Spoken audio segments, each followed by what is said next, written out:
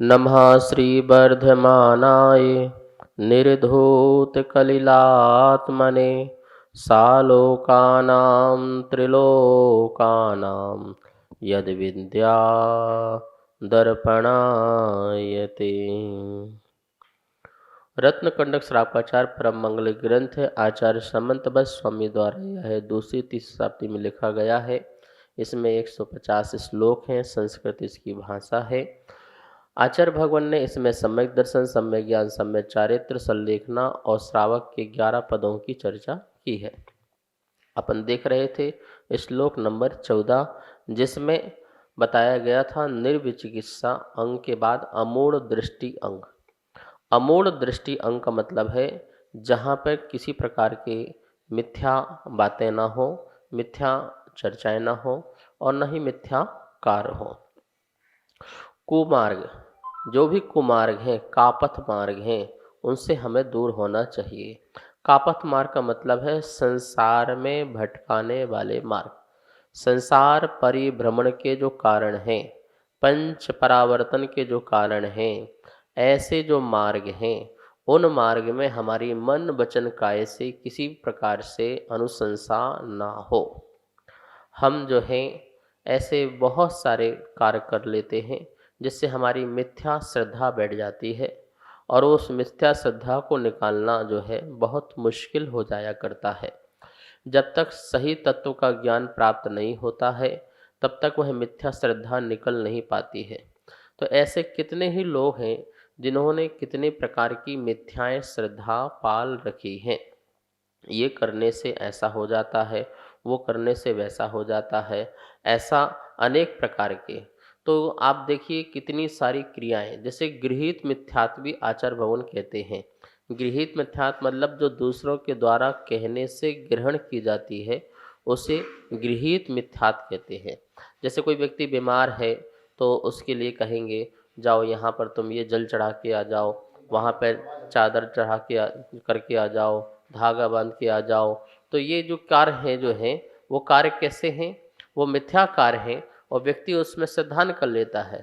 यदि ऐसा कुछ हुआ नियोग या संयोग कि वह कार्य उस समय हो गया मान लो, तो व्यक्ति के अंदर श्रद्धा बैठ जाती है कि देखो हाँ मैं वहाँ गया था तो मेरा ये काम हो गया, मैंने ऐसा कर लिया तो मेरा काम हो गया। अब बस, अब वो जो श्रद्धा बैठ गई है, अब वो श्रद्धा मिथ्या श्रद्धा, अब उसको निकालना बहुत मुश्किल है। व्यक्ति मरना पसंद करता है, उसको समझाओ कितना भी समझाओ, लेकिन कहता नहीं नहीं नहीं, मेरी तो आस्था बहुत है वहाँ पर, मेरे से ये काम हो गया था, जब भी जाता हूँ मेरा काम हो जाता है। तो ऐसे कितने ही लोग हैं संसार में जो ऐसे अंधविश्वास में चल रहे हैं, जो उसको अच्छी तरह से परीक्षा भी नहीं करते हैं और समझते भी नहीं हैं कि भाई ये सही नहीं है। ठीक है ना? कोई पेड़ को पूज रहा है, कोई नदी को पूज रहा है, कोई पहाड़ को पूज रहा है, कोई पत्थर को पूज रहा है।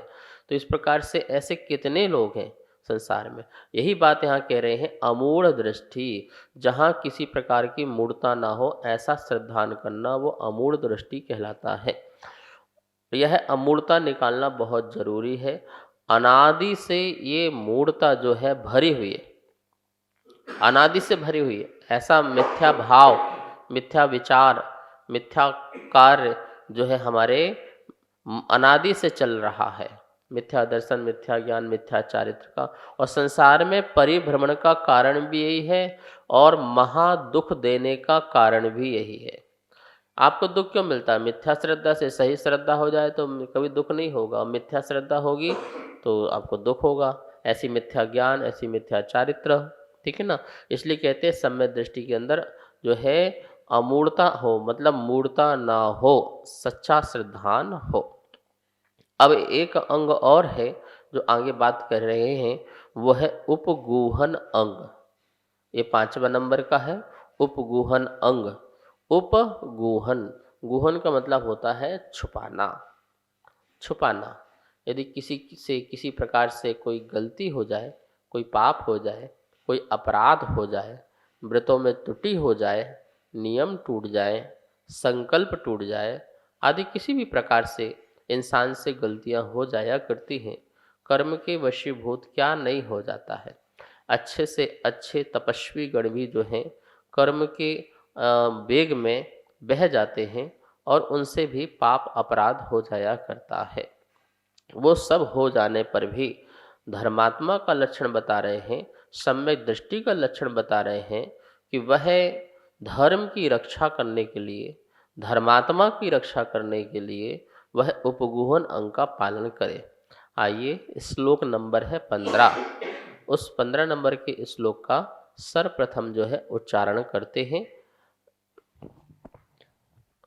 स्वयं स्वयं शुद्धस्य शुद्धस्य मार्गस्य, मार्गस्य स्वयं शुद्धस्य मार्गस्य स्वयं शुद्धस्य मार्गस्य बाला बाला शक्त शक्त जनाश्रयां, जनाश्रयाम बाला शक्त जनाश्रयां बाला शक्त जनाश्रयाम वाच्यतां वाच्यताम यत् यत् प्रमार्जन्ति, प्रमाणजन्ति वाच्यतां यत् प्रमार्जन्ति वाच्यताम यत् प्रमाणजन्ति तद वदन्तुप तत्वदन्तुप गुहनम, गुहनम तद वदन्त्युप गुहनम।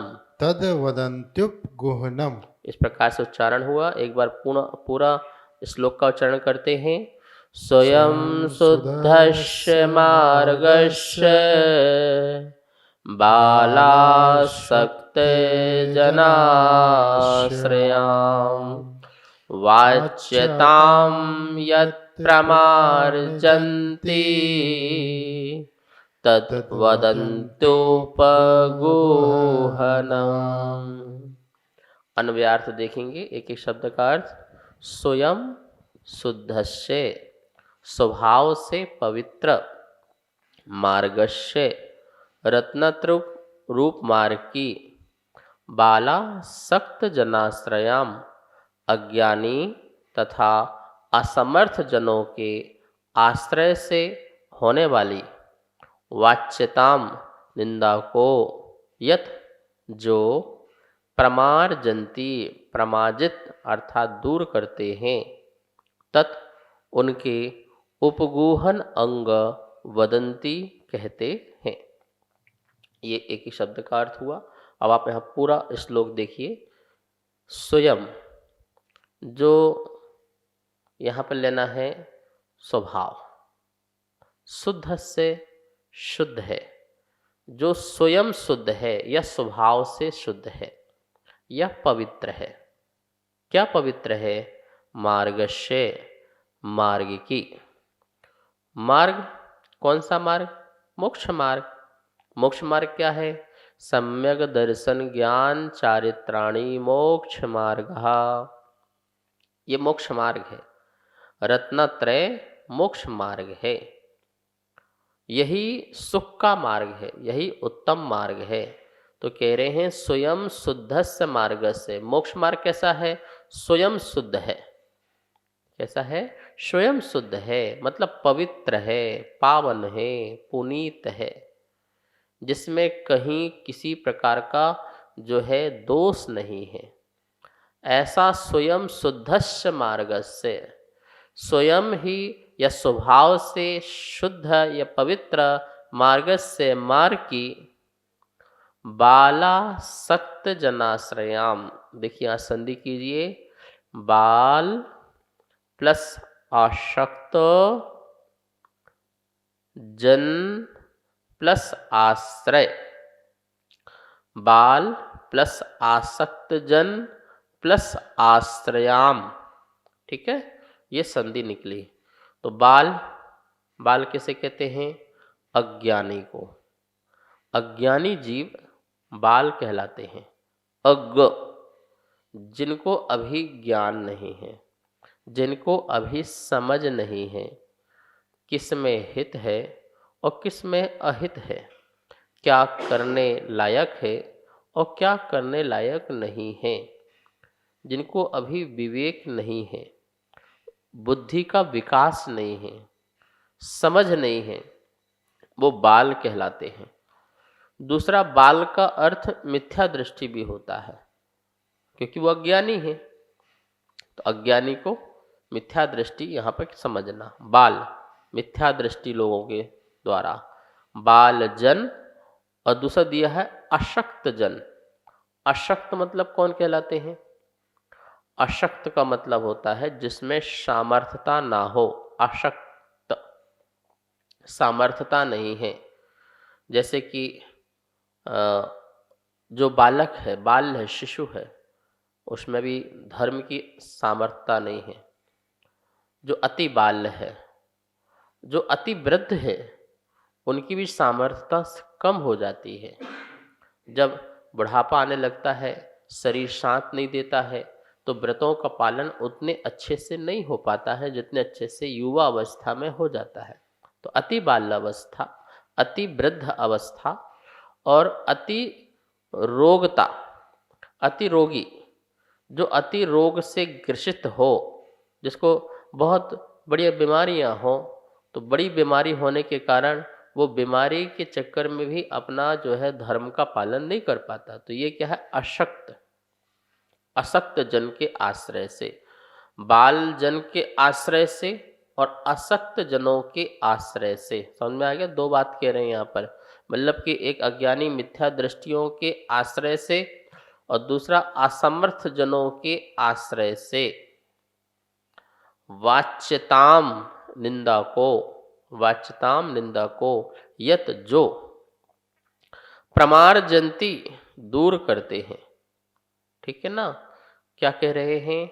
जो स्वयं शुद्ध मार्ग है, रत्नत्रय का मार्ग है, यदि किसी अज्ञानी व्यक्ति के द्वारा या किसी असमर्थ व्यक्ति के आश्रय से उसकी निंदा होती हो, वाच्यताम, यदि निंदा होती हो, ठीक है ना, तो उस निंदा को यत प्रमार्जंती, यत जो प्रमार्जंती, प्रमार्जित करते हैं, दूर करते हैं, तत् उनके, अब यहाँ संधि देखिए, लिखा है संधि, तद वदंती उपगूहनम। क्या संधि निकलेगी? तद, तत्, वदंती, या का ई हो जाएगा, वदंती, उपगूहनम, ऐसी संधि निकलेगी। तो तत् वह, वदंती कहते हैं, क्या कहते हैं उसे? उपगूहनम, उसे उपगूहन कहते हैं। उसको प्रमार्जन करना, उसको दूर करने को उपगूहन कहते हैं। इस श्लोक के माध्यम से आचार्य भवन ने कहा है कि रत्नात्रय मार्ग में कितने व्यक्ति जो है आगे बढ़ते हैं। बहुत ही भाग्यशाली होते हैं जो इस रत्नात्रय को धारण करते हैं। और रत्नात्रय को धारण करने वाला व्यक्ति को धर्मात्मा कहा जाता है। धर्म को धारण करने वाली आत्मा को धर्मात्मा बोलते हैं। कौन सा धर्म? रत्नात्रय धर्म। अर्थात धर्मात्मा यदि देखा जाए तो या तो व्रती या महाव्रती कहलाते हैं। व्रती को भी धर्मात्मा कहते हैं और महाव्रती को भी धर्मात्मा कहते हैं। महापुण्य के उदय से, महापुरुषार्थ से व्रती और महाव्रती व्रतों को अंगीकार करते हैं, स्वीकार करते हैं, उन्हें धारण करते हैं। यदि कदाचित कर्म के कारण कोई कर्म का तीव्र उदय आ जाए तो उस व्रती के द्वारा या महाव्रती के द्वारा, उस धर्मात्मा के द्वारा कोई व्रतों में दूषण लग जाए, और व्रतों में दूषण लग जाने से वह व्रतों को पाल नहीं पाया, और यदि कोई व्यक्ति उसको देखता है, जानता है, तो वह उस पर दूषण लगाता है, आरोप लगाता है, या जगह जगह प्रचार प्रसार करता है, तो कहते हैं यदि किसी धर्मात्मा को ये बात पता चले तो वह उस व्यक्ति के पाप को छिपाए, अपराध को छिपाए। ठीक है ना? क्योंकि उसके लिए कह दिया ना कि अज्ञानी और असमर्थ आश्रय वालों के होने से वाली निंदा से, जो अज्ञानी है और असमर्थ जनों के आश्रय से होने वाली निंदा को, क्योंकि वो जिससे पाप हुआ है तो उस समय उसकी अज्ञानता है या उसकी असमर्थता है जिसके कारण उससे दोष हुआ है, तो उसे संसार में धर्म की निंदा हो सकती है। तो जो स्वयं सम्यक दृष्टि जो है वह इस प्रकार से यदि किसी प्रकार के ऐसे दोष को देखता है धर्मात्मा में, किसी धर्मात्मा में, तो उसके उन दोषों को छुपाता है, उपगूहन करता है, उपवृंगण करता है। क्यों? क्योंकि यदि यह दोष सबको बता दिए गए, यह दोष सबके पास सामने आ गए, तो लोगों की आस्थाएं टूट सकती हैं। वो ये नहीं चाहता है कि धर्म की बदनामी हो, धर्म का नाम जो है नीचे गिरे, और धर्मात्मा का नाम, धर्मात्मा के प्रति श्रद्धा, लोगों की मोक्ष मार्ग के प्रति श्रद्धा जो है कम हो जाए। आजकल लोग जो है सोशल मीडिया के माध्यम से, नेटवर्किंग सिस्टम के माध्यम से किस प्रकार से बहुत प्रचार करते हैं। यदि कोई बात आपको पता भी चलती है तो उसे प्रचार का साधन नहीं बनाना चाहिए। ये सम्यक दृष्टि का लक्षण नहीं है। लोग कहते हैं क्यों सत्य को सत्य न बताया जाए, नहीं बताया जाएगा तो पाप और पनपता रहेगा, तो इस प्रकार से पाप पनपता रहेगा। तो भैया जो पाप कर रहा है वो पापी है, वो पाप की सज़ा भोगेगा, वो कर्मों की सज़ा भोगेगा।